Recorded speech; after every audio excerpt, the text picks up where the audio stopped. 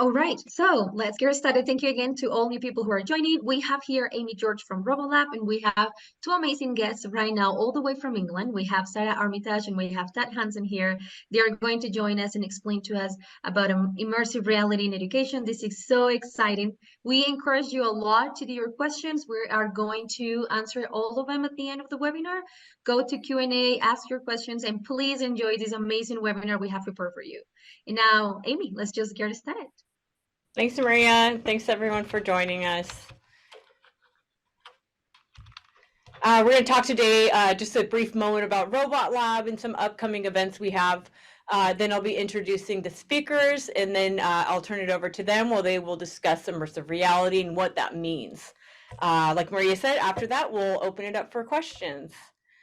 Just a little bit about Robot Lab. We were established in 2011.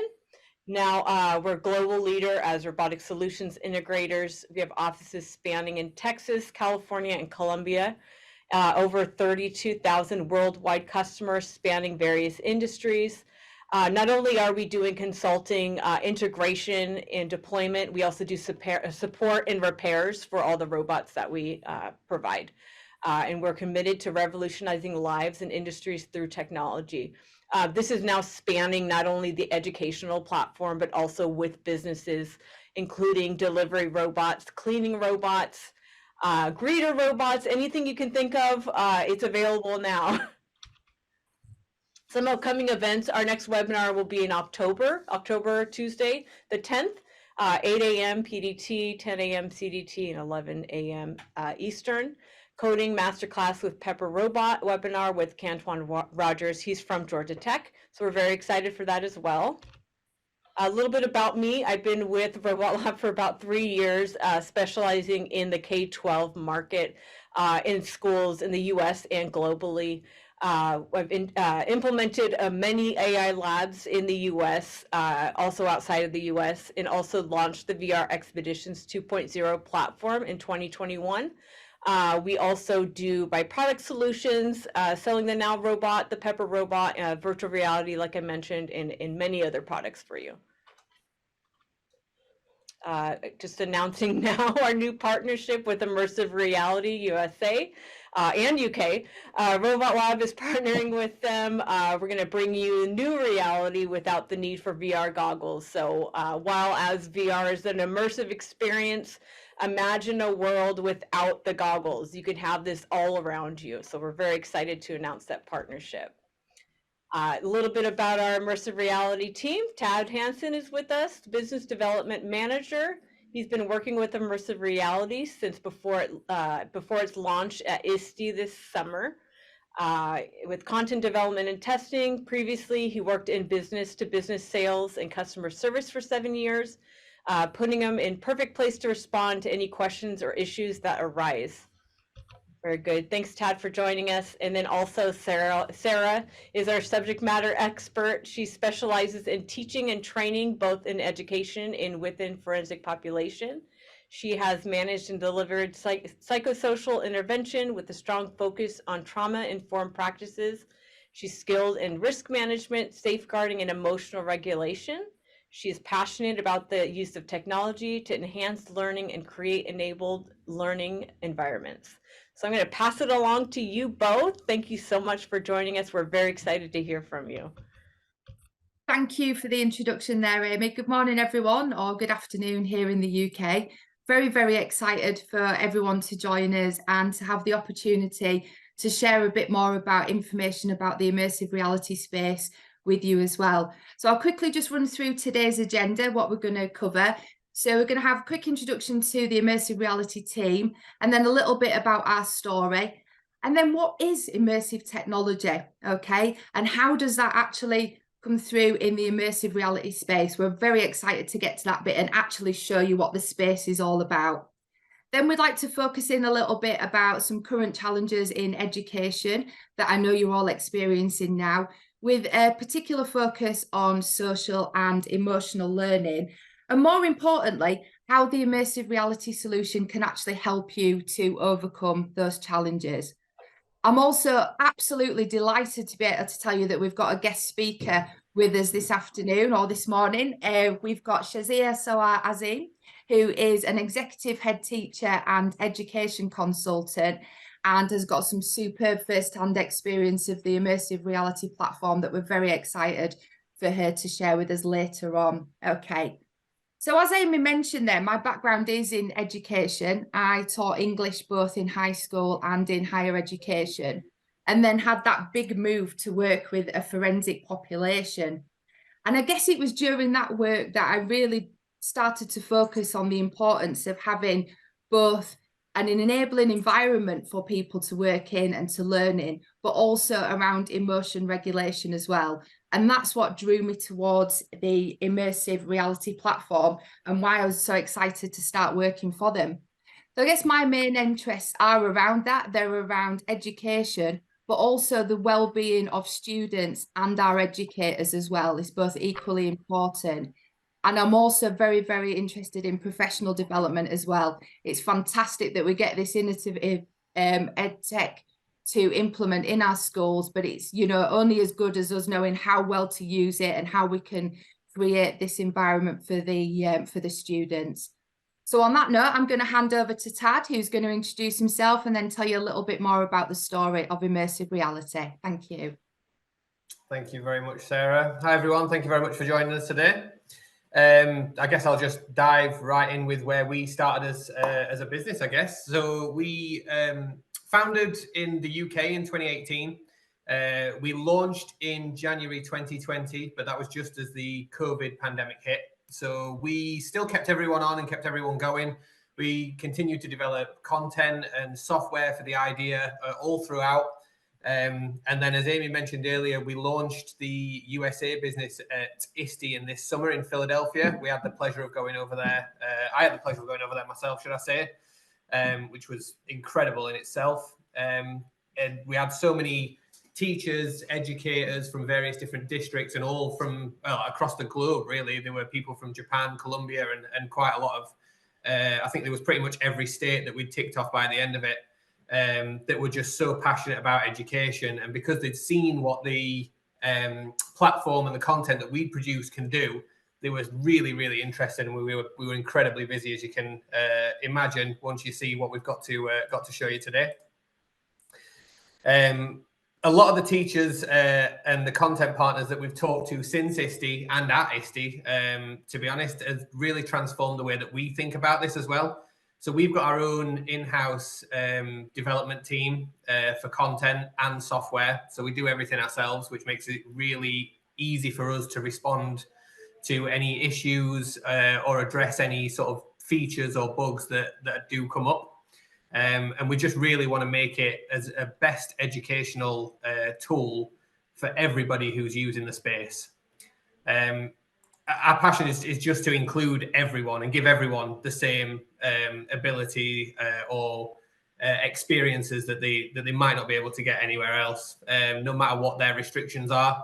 And we try and produce our content and make our platform in a way that benefits every individual, no matter who it is that's using the room. We currently, as a full business umbrella, as it were, have got 40 sites, just under, installed around the globe. But we cover everything from children's centres in Greece. We've got a mall installation in Dubai. We've got Wembley Stadium in London, which is our national stadium. And then the rest of the sites are made up from various educational facilities, from libraries, museums, schools, universities, all up and down the UK. And we tend to find that, you know, everybody raves about it. We get a lot of marketing done for free by the education population, just because it's such a great platform and great content. But I'll go over to Sarah now, who's going to go through a little bit more about what immersive technology actually is. Excellent, excellent. So if we just move on to the next slide there, Amy, just to have a look at what is immersive technology. I guess very, very simply put, it is virtual reality without the headset. As Amy said right at the beginning there, that is the most simplest way to define it. Immersive technology then, it does create a new reality around us. So if a user is in the room, they will be able to see content everywhere that they look. Now, Tad's going to speak a little bit further on about the content that you'll find in an immersive reality space. But I just wanted to focus in about immersive technology and virtual reality and just show some of the differences really for you and the benefits of the actual immersive room. Now, don't get me wrong, I think virtual reality is absolutely fantastic. Let's be honest, it's totally paved the way for immersive spaces and has really, really changed the shape of education. But I do think there are a few differences that it's important to discuss. From the start, as we know, not everybody is able to wear a VR headset. It's just not suitable for every user. Some people just simply cannot tolerate that, whether it's the confinement of the headset or the actual situation. So we do lose some accessibility there. Also, if you're in the room and you've got 20 users in your class, 20 sets of headsets there, everybody's getting them on. What if 2 of them don't work?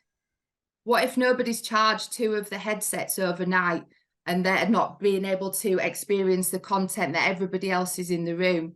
We know as educators that your eye then is drawn to those 2 students that are not able to see what's going on in the lesson, but you've still got to manage the behaviour of everybody else and assess everybody else's learning needs.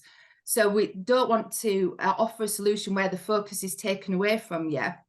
And this isn't the case with immersive technology, because everyone is experiencing everything at the same time, which is fantastic, not just for collaboration and for group exercises, but also for that social interaction as well. And as Tab mentioned there as well, it makes it accessible and inclusive for all our users as well, which is incredibly important.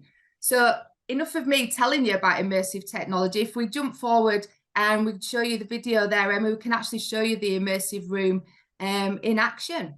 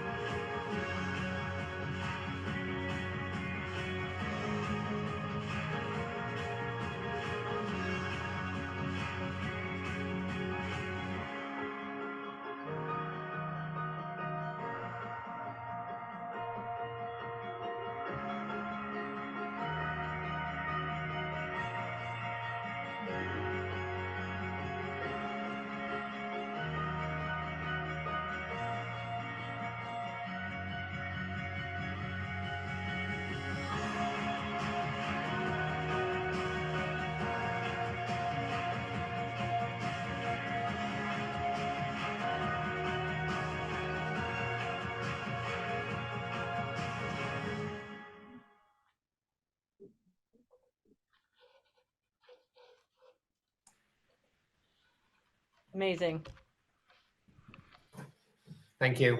Yeah, so this is all created using full floor projection, 3 or 4 walls that get projected on. We advise you to use the 4th wall, which is normally the back one, as a sensory recalibration wall for anybody that gets overwhelmed during it. There's lasers pointing down, so at the very top of the walls on each one, that cross-reference with cameras that come off the projectors, and it will make sure that it captures exactly, it'll pinpoint on the wall where the interaction is and how it is. So it'll interact with fingerprints or full hands, a swipe, you know, a pat, a hold down, whatever the interaction is with the wall. There's surround sound speakers that add another layer of immersion to it. And there's plenty of add-ons that you can get, which, you know, cover things like aroma, wind, fog. As you saw in the video there, there's Xbox controllers. There's also adaptive controllers. So literally anybody will be able to use these devices, whether it's through you know, the mouth through the big buttons that are able to be pressed, and you can cater them to whatever button that you want them to correspond to. We really do want this to cater to everybody. It's a full open plan room, so it's designed to be a collaborative learning experience. As Sarah was mentioning earlier, there's no headsets that's constricting you. There's no separate logins that everyone has to have. There's much less technically that goes on with it. We try and make the rooms as simple as possible. At worst case scenario, it'll be the flick of a switch and it will be turning on some projectors in the morning. At most of the time, we try and program it so it's just the switch and it turns everything on and everything's already going. The computer's on in the background. We can dial in for any issues and things like that. The room itself is just a blank canvas, and it can be catered to any of the content can be catered to suit your existing lesson plans or learning objectives, and you can use this as a sensory room. I think, as you saw in the video there, for anybody who's overwhelmed in any other aspects of the school or the learning environment, including the teachers, as we found when we were at ISTE, that wanted to come in and chill out in the room as well. So we have got you know, multifunctional uses from this, which is fantastic. If we just move on to the next slide and we can talk about the content itself.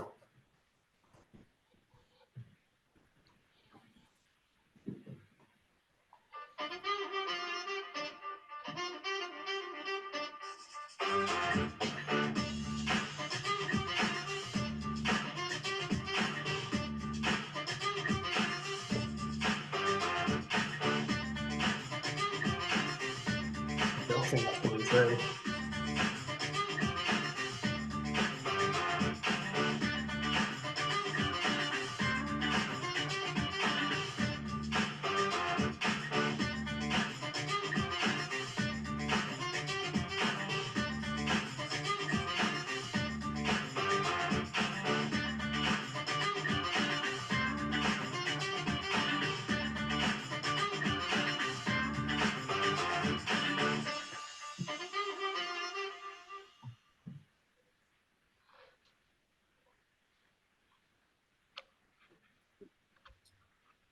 Thank you. Yeah, so as you've seen there, there's 360-degree images.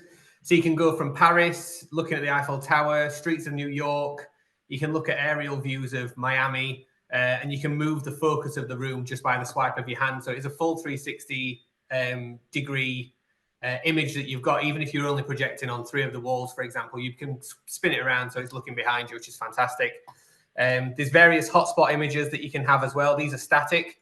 But you can take any compatible image and sort of add your own level of educational content to suit whatever users that you have, whatever level. So you can make it really basic or really intricate and, you know, go into the full architecture and history of the building, or just, you know, describe exactly what it is. We've got one of our base ones actually that we've got loaded in there is all of the historic buildings on the coast of Liverpool, which is up in the northwest of England, sorry. And you'll be able to view all that and show that to all of your students from thousands of miles away in your own classroom, which is, it's just opening another door and dropping another barrier to educational content.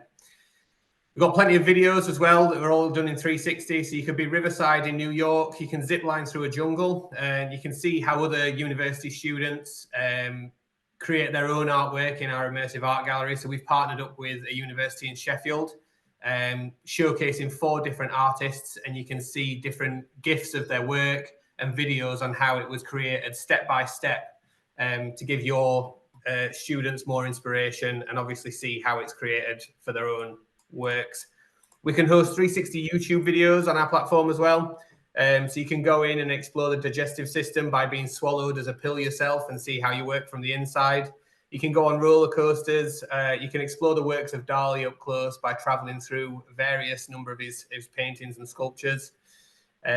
We also have simulations, so you can take users onto boarding a plane or through grocery shopping, and you can customize the amount of people that are in there to make sure people aren't getting overwhelmed, or trying to acclimatize them to different scenarios that they've not gone through yet, and they're trying to sort of work their way up to for anybody that suffers with anxiety and things like that.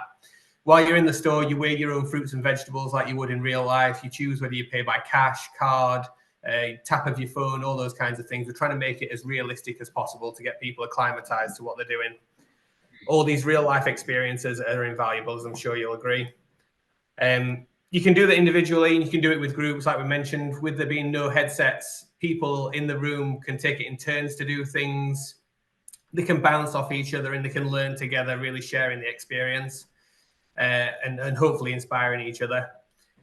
We've got plenty of other content partners who are getting added. So we're getting career tech content getting added soon, and quite a lot of history content that's coming our way. That's going to be going onto a portal, which should be able to buy directly from them.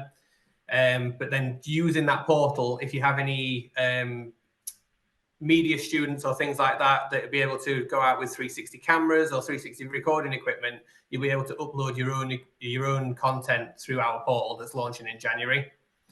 As you've seen from the show reels, there is so many more scenes. We would be here for hours and hours just going through the amount of educational content, looking at the solar system and things like that. It's fantastic. You really do have to see it to immerse yourself inside it. But like I say, all of these different bits of content, you can align to your current lesson plans. You can align them to your own objectives, and you can get what you want out of those lesson plans by guiding the kids through it. I'll pass back over to Sarah now to talk about current challenges that you have in education and how our platform is trying to overcome them. Excellent. Thanks, Tad. If we could just, move the slide on. So these current challenges in education, I think it would be very safe to say that the biggest, most recent impact that we've had has been COVID and the global pandemic, really. And we've seen the effect that this has had on the well-being of both students and educators as well. Particularly with declining attendance, we've got chronic absenteeism and that need for remediation for students as well.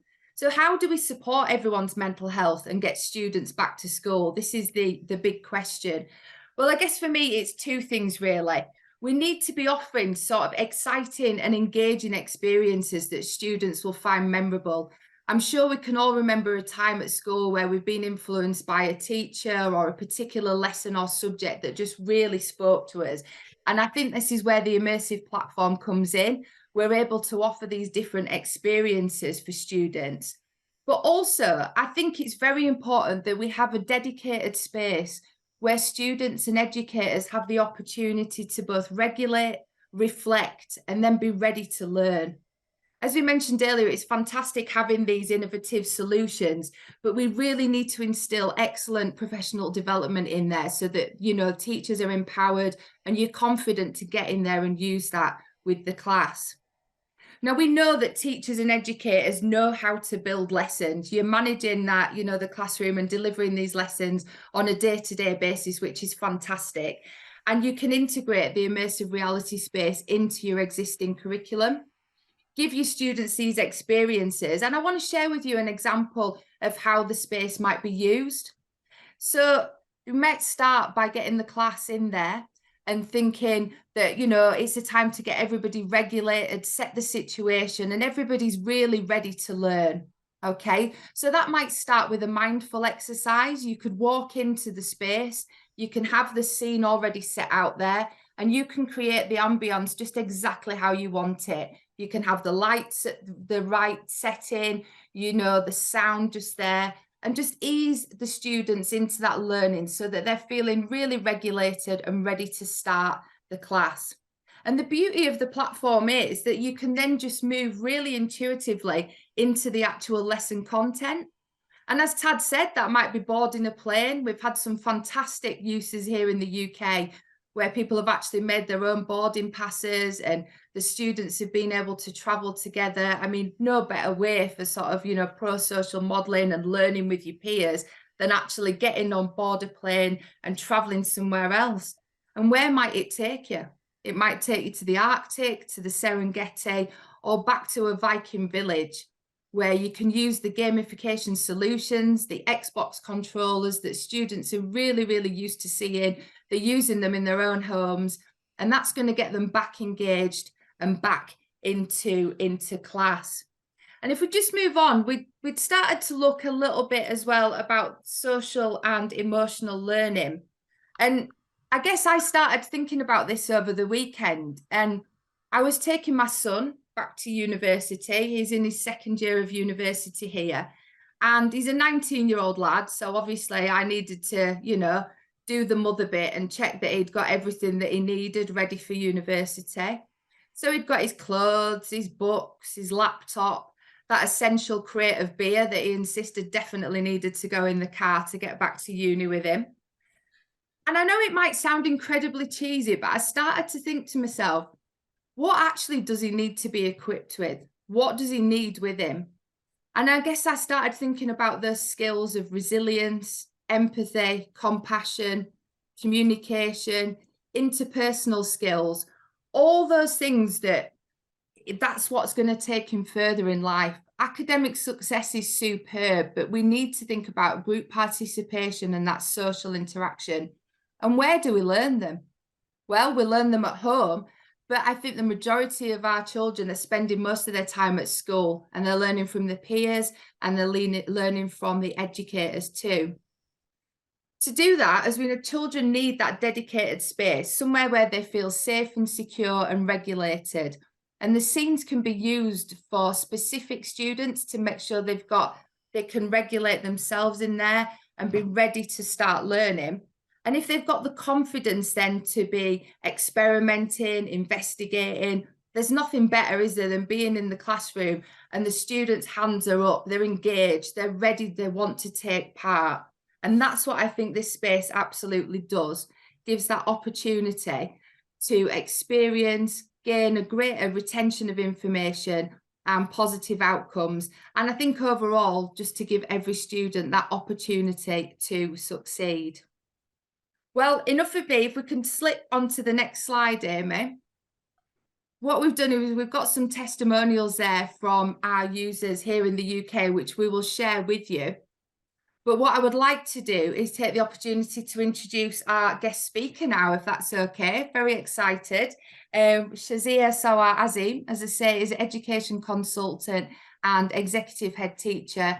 But I'm sure she can tell us more about her background and her thoughts on immersive reality. Over to you. Thank you so much. Well, I'm not sure what else to say. You guys have summarized immersive reality up really well, but I can give you some first-hand experience about how my staff used it. A bit of background history. I've been in education for 23 years. I started off as a teacher, became one of those super teachers, advanced skills teacher. And very much what I had learned during my first 3 years in education was I had the ability to work with the hard to reach children from the most deprived areas of Manchester and London. Now, the magic formula was inspiring our children, but I was the only member of staff that used technology to inspire, to hook them. And then I got very much employed by Manchester Council to go to several schools and implement the first use of the interactive whiteboards. So we used to have interactive whiteboards on trolleys and we used to move them in and out of each other's classrooms. But how effectively could we use those to engage our learners to ensure attendance improved, attainment improved, engagement improved, and our most deprived children want to be in school? So that's what I was tasked with for several years. And it was exciting because technology back in the day when I was first in education was a walkie-talkie and maybe your calculators and a new BBC computer on that era. So having all this new technology was amazing. 7 years later, from being a super teacher, I had my first headship and I was the head of a pupil referral unit. All my children were hard to reach. But one of our neighbouring schools, a special school for children with autism, had this immersive space. On Wednesday afternoons, I used to take my children to this sensory space to look at reintegration, re-regulation. Then with story slowly built up to storytelling. Then I introduced writing into the space. And the children were just at awe. You know, children that wouldn't pick up a pen to write were now writing. Children that wouldn't read a book were reading. Children that weren't able to sit still were lying there watching the stars and the moons at night.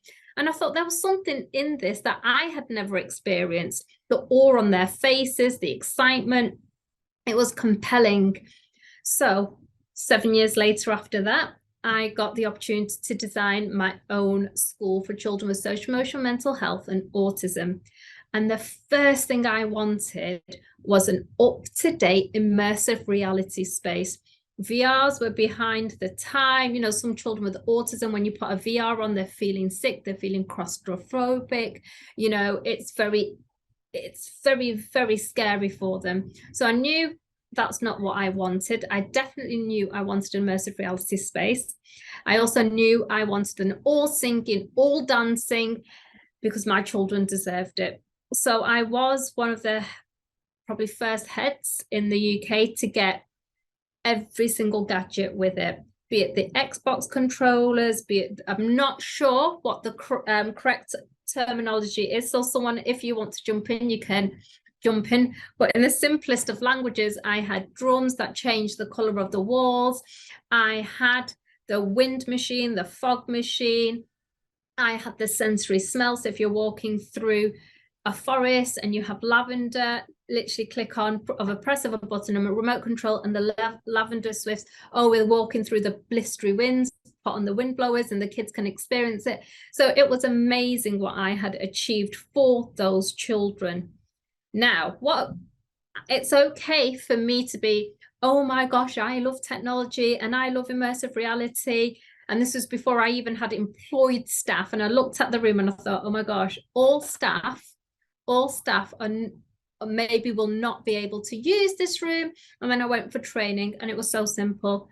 Just using an iPad, clicking some buttons, and voila, the room was up and running from the moment I stepped in with a switch, picked up the iPad.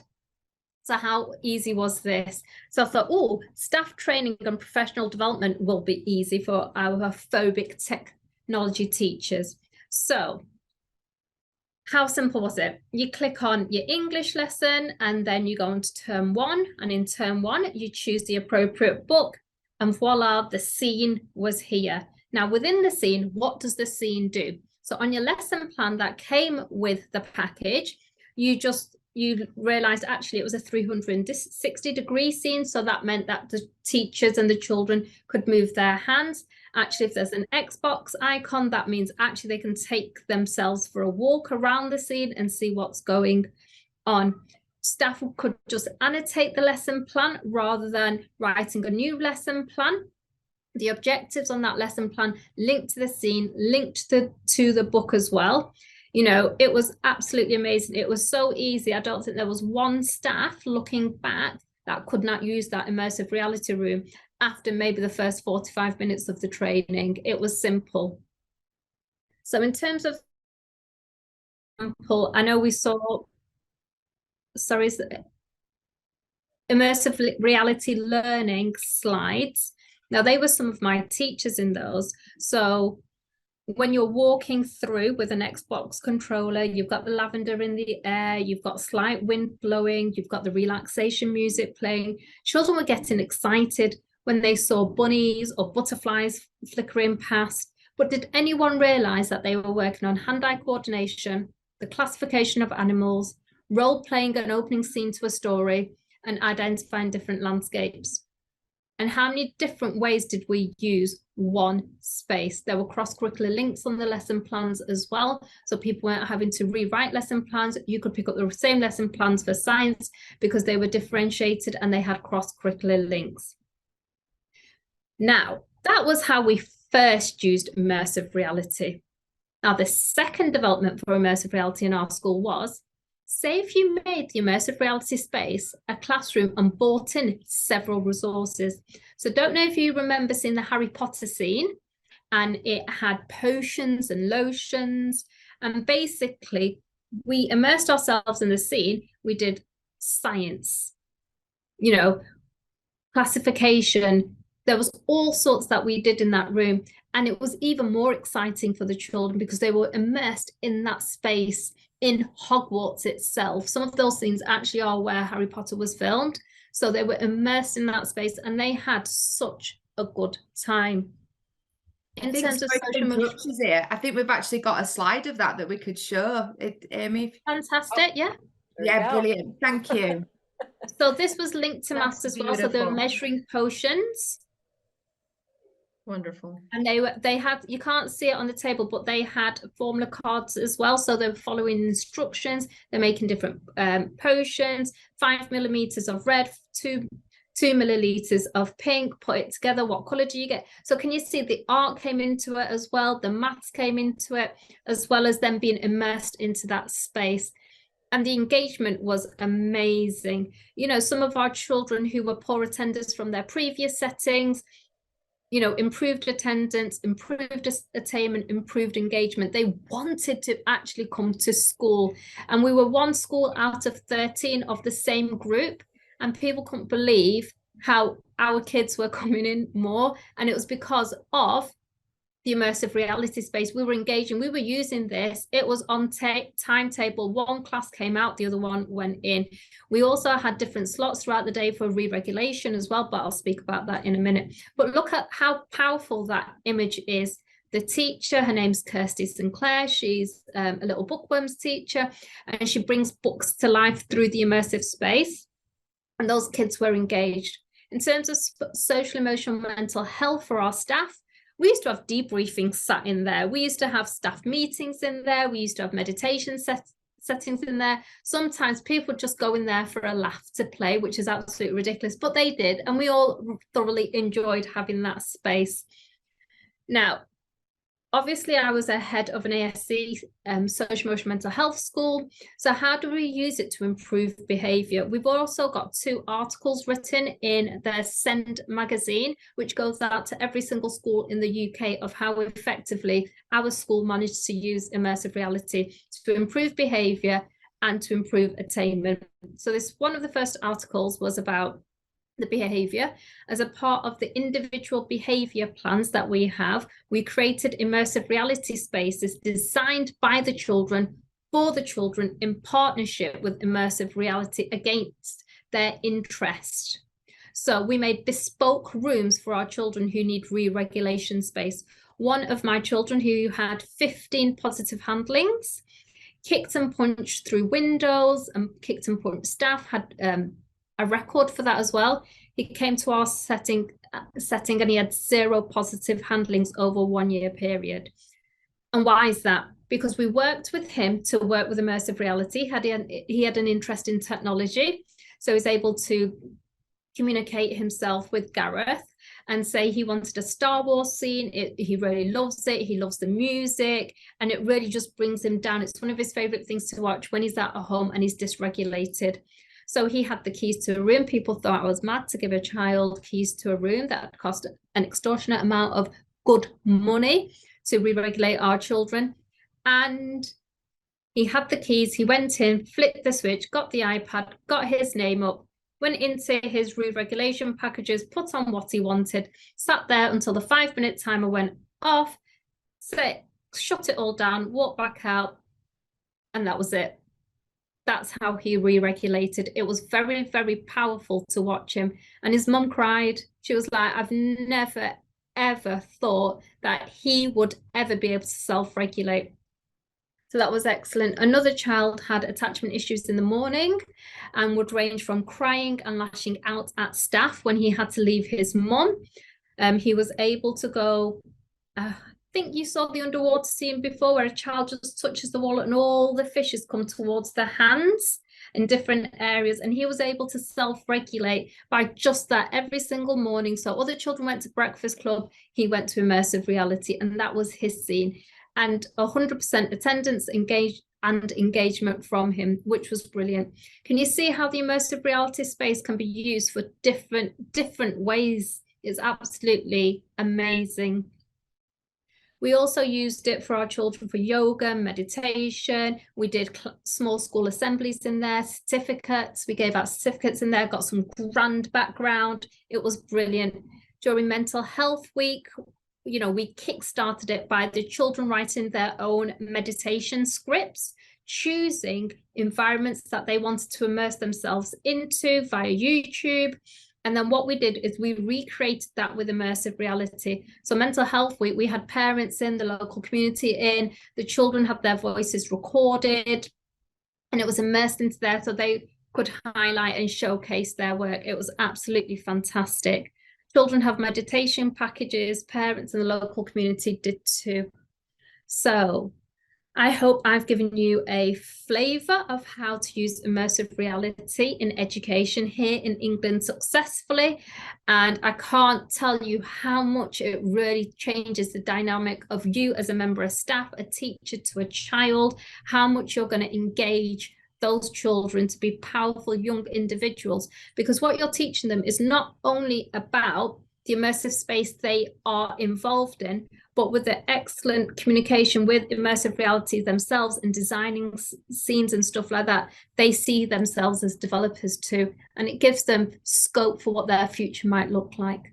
So thank you so much for having me today. Thank you, Shazia. That was absolutely wonderful. Thank you ever so much. I think we're going to open the floor now to questions and answers from everyone that's joining us. That would be fantastic. Thanks, yes, no, thank you so much, you guys, for sharing this amazing technology and definitely how it transform not only the space, but definitely touch hearts from students and also for teachers. And what you share, Shazia, it's just wonderful. And definitely you are actually seeing, you know, the engagement, and that's amazing.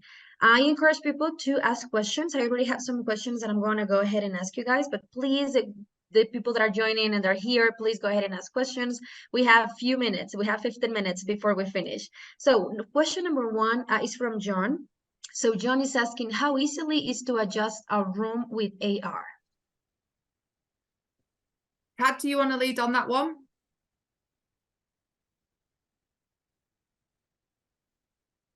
To use the room with AR, was that, sorry? With no, not AR, immersive reality. My accent, okay? With immersive reality, how easy is to adjust it and the projectors and everything? So it's once it's set up, setting up is the difficult bit, but obviously that gets done on installation. Once the room's in use, nothing gets moved. So everything is set to the room, to the floor dimensions, to the wall dimensions. You have a pre-install.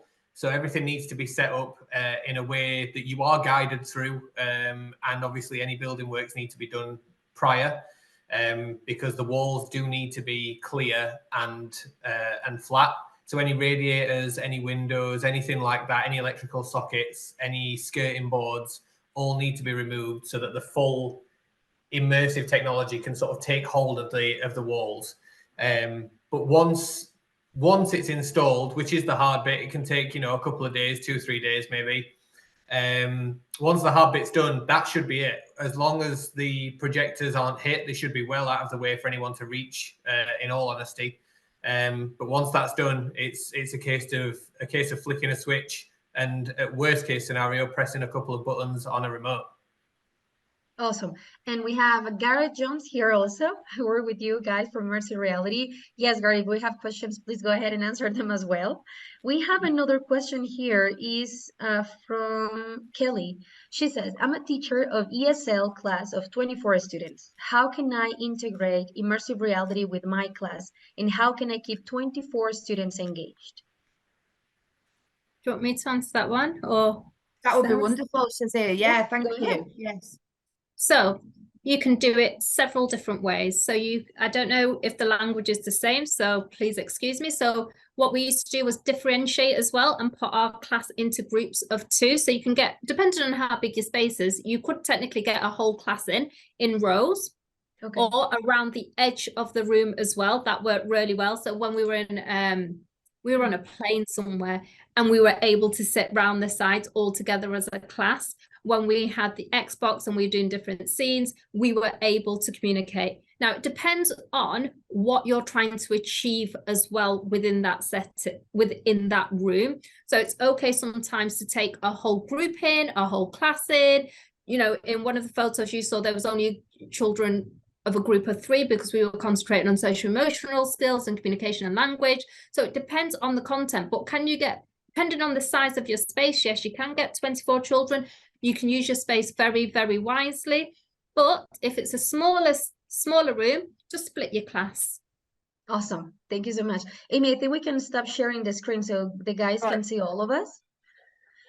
Thank you, Amy. So now we have another question is from Matthew. Matthew is asking, beyond the projectors and the music, is there any other sensors that I can implement? Is a class for a special education? For example, smells or sound effects is for a therapy session.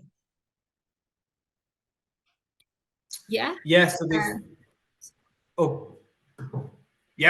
so there's plenty of add-ons with it. So as Shazia was saying earlier, there's fog machines, wind machines to add those extra bits. There's aromatherapy machines as well. Okay. So you're hitting as many sensors as physically possible, really. We are working on haptic feedback vests as well, which we're looking to introduce at some point next year, to add just another layer to it. Awesome. We have another question from Albert. Albert is, and Garrett is beyond what you said, that Garrett's saying, yes, we have 13 switches that allow you to access the system. Thank you, Garrett. Now, we have a question from Albert that says, can an immersive reality room be set up in a current multi-sensory space? I think So- that depends on the space itself and what it's outfitted to be. So from my understanding, the walls, need to be smooth setting. It's not something that can be transported from place to place, so it is a stationary setting. But yeah, I mean, we would have to look into what your current space looks like, what the dimensions are, and most importantly, the ceiling height, to make sure that the sensors and lasers are all appropriated for the space. Awesome. I would like to add that we have got a couple of installations, especially the one in Wembley Stadium, where we do have sort of half and half rooms, and that is something that is on offer as well. Awesome. We have another question from Jessie. She's asking, is there a list of screens that or projections that I can choose from? Can I integrate YouTube videos to immersive reality? So, Yes. in answer to the YouTube videos, as long as they are 360 YouTube videos, absolutely, we can get those integrated in. We would just need to get them added through our system, because everything is done on the tablet, as we mentioned earlier, but it's done through our own software.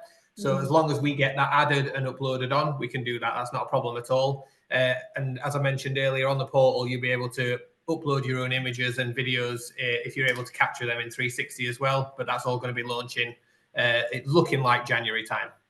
And is there a way for a teacher, for example, in the platform, to upload it by herself, or she has to send them to you and then you upload it, the videos? So the idea with the portal is that eventually everything will be able to be uploaded, hotspots added, with your own information added and things like that. For now, until that does get launched, we're happy to do it. Okay, so yes, Jesse, you can definitely, try to work on it, and the guys will work for it. Garrett says yes. Garrett says yes, you can add videos, images. So thank you, Garrett. Yes, very easy to use from January 2024. So stay tuned. Those features are coming soon. Now we have another question from Jake, and this is to you, Shazia. He is asking, Shazia, what challenges did you find by implementing immersive reality with your students? One of the challenges, we needed 2 rooms, not 1, for myself. Nice. And I think some of the challenges, it was clash, because sometimes when we wanted re-regulation, children were in there learning, which was absolutely fantastic. I thought one of the biggest challenges might have been was the crashing of the room, which didn't happen, which I was quite thankful for, because when you use ICT, what happens, guys? It goes down. So luckily it didn't. When I needed support into re-collaborating the room, it was a quick phone call. Hi guys, this is what's happened, can't get access. And they just sorted it out. They were just literally there, and it was done, ready for the next lesson. So I think that was really good. I think one of the really good ways to use the room, which was bringing in the resources, but then that adds extra time onto the teaching curriculum. So making sure that the room was clean when the students were leaving was another issue. Okay. The children just thoroughly enjoyed it. Awesome. Thank you so much. And Garrett saying, great answer, Shazia. I've been involved with most jobs, and the issue is that the schools want more room. So yes, we have an anonymous attendee. Are there any curriculum toward middle school students? Some kids interested in chemistry lab or exploding body parts. So I assume maybe projections related to that. Is there any of those for middle school students? Absolutely, no, yes. sorry. Yeah, Sorry, I've said Sarah. we've got the no worries at all. I'll go for it, and then I'll hand over to you, Shazia, as well. We do have the content there, and it's good. It's aligned with the curriculum as well, as Shazia mentioned earlier. That cross-curricular aspect we've covered, so that we're meeting those national standards. But also, yeah, very much for every grade. We want to be able to cover really across every age group and every subject. So that's there. And also, as we mentioned, with regard to content, if there is anything that you think we want, you want us to include, we're there to work with you as well with that. But we've taken on the expertise of some education consultants to make sure that we're really crossing the skills-based learning across grades and subjects. Awesome. Garrett, it's Can I saying just great add content to idea. that, Sarah? Sorry. Yeah.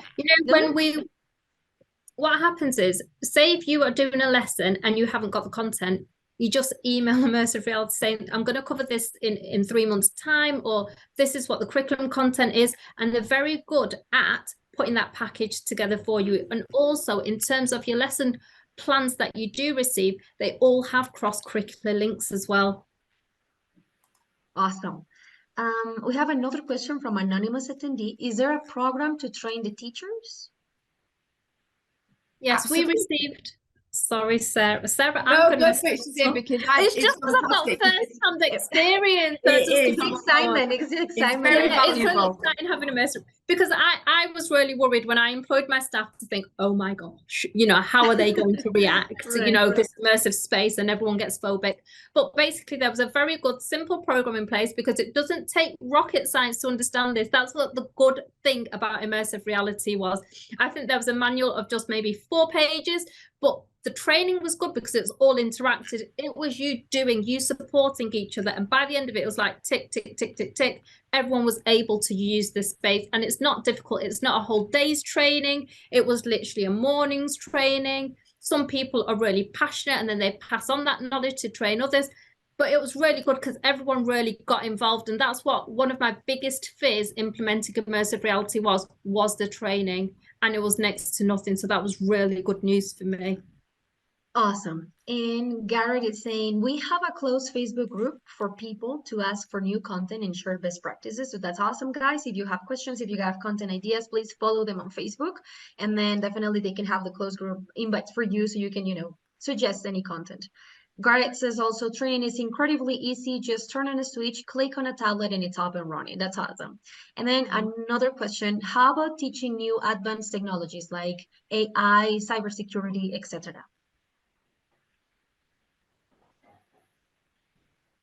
That's a fantastic question. And I guess that's the thing. Immersive technology is something that not only are our students actually going to be, they're in there and using this for their own education, but this is the careers that people are going to be following. This is the things that they're going to be going on to study at university and in other areas as well.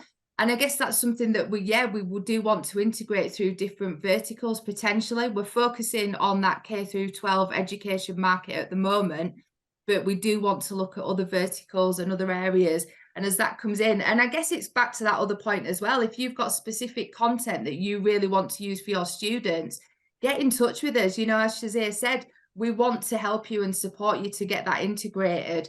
And we'll do what we can. We'll work with you to create that content and put it in there as well. And we're always excited to work with new content partners. So anything in another field, please just get in touch. Yes, and thank you, Garrett. He says that you guys are always implementing new technologies and you want to work on it soon. I have the last question for you guys before we leave. This is from Maria. I swear it was not me, another Maria, that is asking a very deep question. What do you guys think is going to be the evolution of immersive reality for education?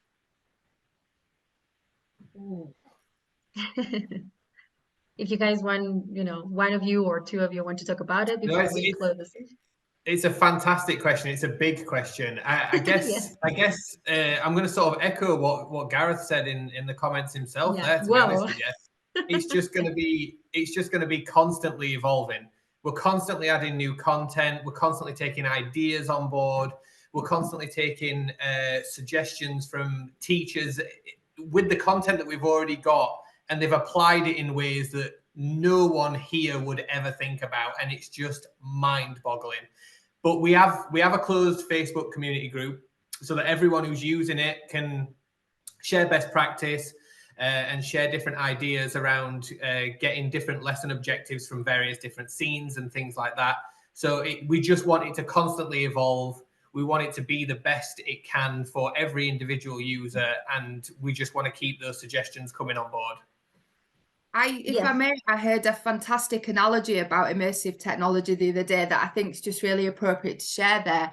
I was speaking to someone who's got great experience with virtual reality and immersive technology, and they described it as being the difference between radio and television.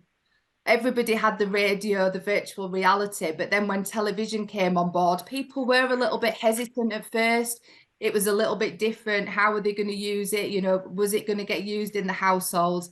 And then it's just absolutely flown, and the people who've just got the radio have been left behind. So I think that would be my thoughts on immersive technology. Awesome. And then Garrett saying, it's his passion to keep pushing and make education fun. And I think it's your goal as well, guys, as RoboLab goal too, you know, keep pushing, keep bringing the best technology, new ideas for education, engaging the students and teachers. And then Susan is asking, how can she get in touch with you guys? So maybe you can share your Instagram, your Facebook, everything, maybe so the guys can follow you and get in touch with you. Absolutely. And that's the end of my questions, and that's it. Thank you so much, Sarah, Taj, Shasi, and of course Amy George, for joining us and for keep talking about this amazing technology. And stay tuned because we have more webinars coming soon as well. This is what we like to do, and we are so happy to have this partnership with you guys and keep bringing this amazing technology for each classroom.